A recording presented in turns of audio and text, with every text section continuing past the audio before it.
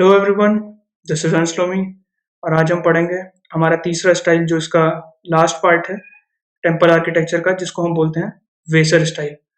अब वेसर स्टाइल, जैसे कि मैं आपको पहले बता चुका हूँ, ये दोनों द्रविड़ और नागर स्टाइल के मिक्स होता है। ठीक है, तो आइए इसके बेसिक्स पहले जान लेते हैं। वेसर स्टाइल 5 किंगडम्स ने मिलकर बनाया था, जो यहाँ पे आपके नाम लिखे हुए हैं।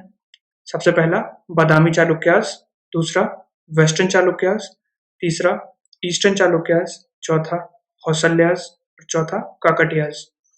अब हमें ये देखना है कि आपको, यहाँ पे हम पॉलिटिकल हिस्ट्री नहीं पढ़ रहे हैं, तो मैं एक्सपेक्ट कर रहा हूँ कि आपको इसकी पॉलिटिकल हिस्ट्री पता होगी।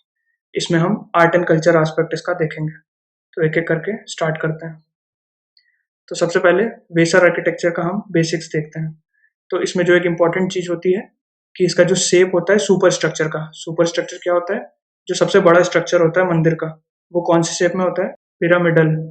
ठीक है, और जो ये होता है शॉर्टर देन नागर स्टाइल होता है। ठीक है, उससे छोटा होता है। इसके बाद जो वॉल्स और सुपर स्ट्रक्चर हैं, वो यूजली क्या होती हैं? सर्कुलर पैटर्न में होती हैं, और उसके कई सारे प्रोजेक्शंस होते हैं, जिसकी वजह से वो कैसा लगता है? उसका जो प्रोजेक्शन होता है वो स्टार लाइक लगता है। ठीक है, इसके बाद जो इसका मंडप होता है, मंडप आप जानते हैं assembly hall, is usually larger. वो क्या होता है? बड़ा होता है। किससे? सैंक्टम से। सैंक्टम क्या होती है? जहाँ पे मेन श्राइन रखी होती है, और उसका विमान जो होता है उससे भी। इसके बाद टेम्पल्स के 3 जो साइंस होते हैं, वो उनमें से 2 जो होते हैं, जैसे ये आपका मेन श्राइन हो गया, इसके 90 डिग्री पे 2 श्राइन होते हैं, और तीसरा कहीं भी हो सकता है। ठीक है, इसके बाद एक अगर इसका एग्जाम्पल देखें तो चेन्नाकेश्वरा टेम्पल, ये इसका एग्जाम्पल हो गया। आगे बढ़ते हैं। तो सबसे पहले हम पढ़ते हैं बादामी चालुक्य आर्किटेक्चर। ठीक है, तो ये कहाँ पे था? कर्नाटका में था ये। और जो इसके अर्लीस्ट टेम्पल थे, ठीक है, वो कब बने थे? 420 एडी में। और कहाँ पे? एहोली में। इसके बाद ये इवॉल्व हुआ बादामी और पडक्कल में, ये दोनों जगह हैं। इसके बाद इसमें 2 काइंड होते हैं टेम्पल्स। एक तो जैसा हमें पता है रॉक कट टेम्पल्स, और दूसरा स्ट्रक्चरल टेम्पल। आगे बढ़ते हैं। तो सबसे पहले हम केव टेम्पल्स देखेंगे।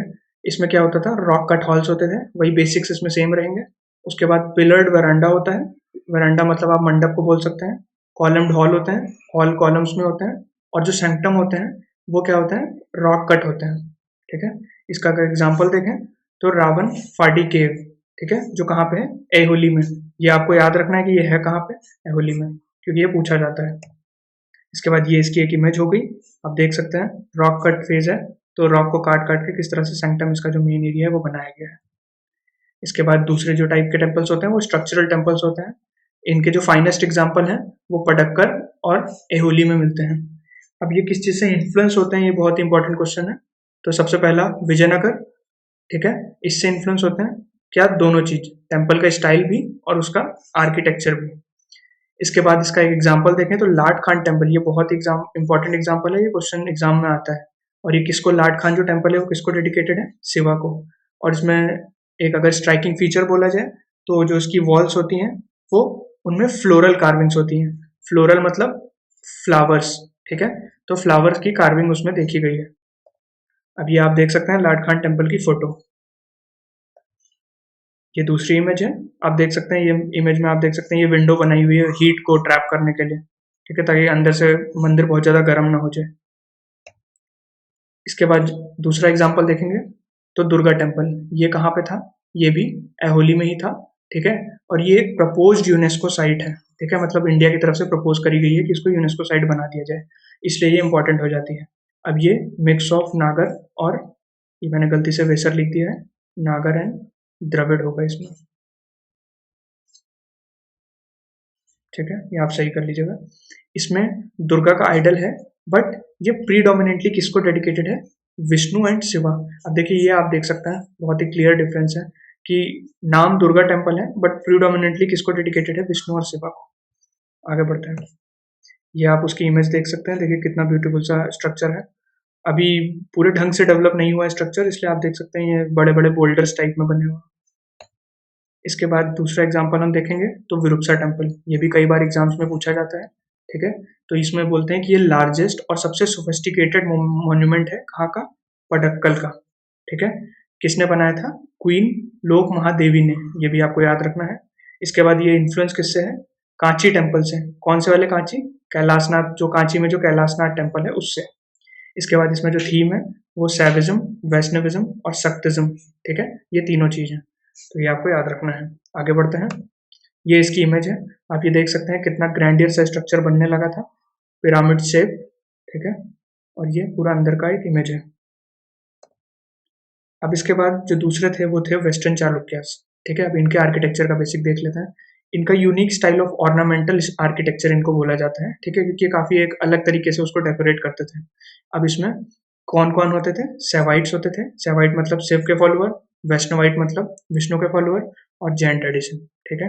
इसके बाद जो टेम्पल्स होते हैं वो वाइडली डिस्पर्स्ड होते हैं, reflecting system of local government and decentralisation, ठीक है। इनके जो टेम्पल्स हैं वो क्या दर्शाते हैं? डिसेंट्रलाइजेशन। डिसेंट्रलाइजेशन जैसे कि आपको पता होगा कि अगर एक ऊपर कोई सेंट्रल गवर्नमेंट है, वो डिसेंट्रलाइज करेगा, स्टेट गवर्नमेंट को कुछ वर्क देगा, वो डिसेंट्रलाइज करेगा, तो छोटे लेवल के जैसे गांव में वो दे देगा पंचायती राज वगैरह को, तो उस टाइम के ये उसको दर्शाते थे कि टेम्पल्स वहां पे गवर्नेंस करते थे। अब ये कॉन्ट्रास्ट है किसमें? बादामी चालुक्यास से, ठीक है, जो कि जो बादामी चालुक्यास होते थे वो कंसेंट्रेटेड होते थे किसमें? टाउन्स एंड सिटीज में। ओके, चलिए। इसके बाद जो है ये स्मॉलर है देन अर्ली चालुक्यास टेम्पल, उससे छोटे होते थे पहले के चालुक्यास टेम्पल से, ठीक है। अब ये आपको कंफ्यूज करने के लिए अगर वो बोलेगा कि लार्जर, आप सोचोगे वेस्टर्न चालुक्यास बाद में आए तो ऑब्वियसली लार्जर टेम्पल होंगे, बट ऐसा नहीं है, ये स्मॉलर थे, ठीक है। इसके बाद स्टार शेप साइन, ये हम बेसिक्स में देख चुके हैं, इस पीरियड में ही डेवलप हुए थे। ये आपको याद रखना है कि वेस्टर्न चालुक्यास में डेवलप हुआ था ये स्टार शेप साइन। इसके बाद एक महादेव टेम्पल है, इसका अच्छा एग्जाम्पल बोल सकते हैं। इसमें क्या थे? कई सारे स्कल्पचर्स थे, कार्विंग्स थी वॉल पे, पिलर्स थे बहुत सारे, और इंस्क्रिप्शन था टेम्पल में, जिसको क्या बोलते हैं? एम्परर अमंग टेम्पल्स, ठीक है, इस महादेव टेम्पल को। ये आप उसके एक इमेज देख सकते हैं, देखिए कितना एक कार्विंग कर करके किस तरह से वॉल्स पे बनाया गया होगा ये पूरा स्ट्रक्चर। ये इसकी दूसरी इमेज है। फिर ये आप देख सकते हैं इसके अंदर का स्कल्पचर बनाया हुआ है, किस तरह से अंदर को इसमें टेम्पल में काट काट के चीजें बनाई जाती थी। इसके बाद हम पढ़ेंगे तीसरे, जो कि है ईस्टर्न चालुक्यास टेम्पल। तो इसमें जो बहुत सारे टेम्पल्स होते थे वो शिवा को डेडिकेटेड है। अब इसमें पंचरामा श्राइन्स, ठीक है, 5 टेम्पल्स हैं जो कि डेडिकेटेड टू शिवा है। अब आपको इन 5 टेम्पल्स के नाम तो नहीं याद रखने हैं, बट जस्ट इन केस अगर कोई पूछता है तो आपको याद रखना है कि ये ईस्टर्न चालुक्यास से एसोसिएटेड है, ठीक है। अब ये जो 5 वो हैं, वो यहाँ पे आप पांचों के नाम पढ़ सकते हैं और देख सकते हैं कि वो कहाँ कहाँ पे है। वैसे आपको इनको याद नहीं करना है। तो इसमें मैंने एक एग्जाम्पल दे दिया द्रक्षरमन टेम्पल का, ठीक है, तो ये आप देख सकते हैं उसकी इमेज है। आगे बढ़ते हैं। फिर जो अगला वो है हुसल्या आर्किटेक्चर, ठीक है। अब ये जो इन्फ्लुएंस थे ये किससे थे? द्रविड़ स्टाइल से ज्यादा थे और नागर स्टाइल से कम इन्फ्लुएंस थे हुसल्या वाले। ये बहुत ही इंपॉर्टेंट पॉइंट है, इसको आपको याद रखना है। इसके बाद जो इसमें मटेरियल यूज होता था वो था सॉफ्ट सोप स्टोन, ठीक है। इसके बाद जो टेम्पल था वो बिल्ड होता था ऑन अ रेज्ड प्लेटफॉर्म, जिसको हम क्या बोलते थे? जगती। अगर आपने मेरा नागर स्टाइल वाला लेक्चर पढ़ा है तो आप मुझे कमेंट बॉक्स में लिख के दिखाइए कि इस रेज्ड प्लेटफॉर्म को नागर स्टाइल में क्या बोलते थे। इसके बाद जो है होशल्या आर्किटेक्चर है, इसके कई सारे जो टेम्पल्स हैं उसको प्रपोज किया गया है यूनेस्को साइट बनाने के लिए। अब इसमें हम जो एग्जाम्पल देखेंगे वो सबसे पहला एग्जाम्पल कौन सा है? चेन्नाकेश्वरा टेम्पल। कहाँ पे है ये? बेलूर, जो कि कर्नाटका में है, ठीक है। उसके बाद ये किसने बनाया था? ये मैंने काइंड गलती से लिख दिया है, बाई किंग होगा ये, ठीक है, विष्णुवर्धन। ये आपको याद रखना है। किसको डेडिकेटेड है? विष्णुवर्धन ने बनाया है और डेडिकेटेड भी लॉर्ड विष्णु को ही है। इसके बाद जो इसमें आर्ट वर्क है वो क्या डिपिक्ट करता है? सेकुलर लाइफ, मतलब डेली लाइफ की जो चीजें होती थी, डांसर्स, उसके बाद म्यूजिशियंस, ठीक है। तो आप देख सकते हैं इसमें कोई भी ऐसा मतलब along with religious things there are also secular life depicted. इसके बाद other themes which are depicted are Saivism, Buddhism, Jainism. तो ये आपको याद रखना है। अगर कोई आपसे पूछता है कि चेन्नकेश्वरा टेम्पल में सिर्फ और सिर्फ हिंदुज्म का वो है, तो ऐसा नहीं है, बुद्धिज्म भी है, जैनिज्म भी है। आगे बढ़ते हैं। ये उस टेम्पल की एक इमेज है, बहुत ही ब्यूटीफुल। देखिए किस तरह से पूरा एक लेड आउट पैटर्न है। और ये आप देख सकते हैं, ये एक श्राइन है, ये एक श्राइन है, और 90 डिग्री पे इधर एक श्राइन है, ठीक है। उसके बाद ये अंदर के स्कल्पचर्स देख सकते हैं आप। बहुत ही ब्यूटीफुल। इसके बाद होसल्या टेम्पल्स। होसल्या टेम्पल्स ये किससे बनाए जाते थे? सोप स्टोन से। ये किसको डेडिकेटेड था? लॉर्ड शिवा को। ठीक है। इसके बाद नोटेबल फॉर इट्स स्कल्पचर्स। ठीक है। किस चीज के लिए जाना जाते थे? इनके स्कल्पचर्स के लिए और इंस्क्रिप्शन के लिए, जो कि बोथ नॉर्थ और साउथ इंडियन स्क्रिप्ट में लिखे गए हैं। ये आपको याद रखना है, इंपॉर्टेंट पॉइंट है कि दोनों नॉर्थ भी हैं और साउथ भी स्क्रिप्ट हैं।